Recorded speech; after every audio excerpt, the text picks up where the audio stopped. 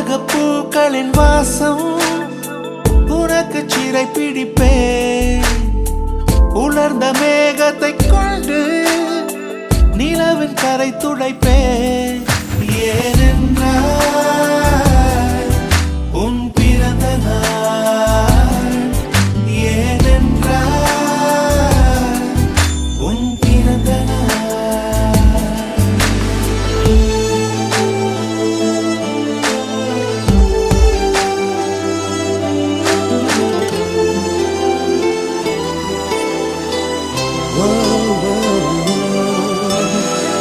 கிளை ஒன்றில் மேடை அமைத்து ஒளி வாங்கி கையில் கொடுத்து பறவைகளை பாடச் செய்வேன். இலையெல்லாம் கைகள் தட்ட அதில் வெல்லும் பறவை ஒன்றை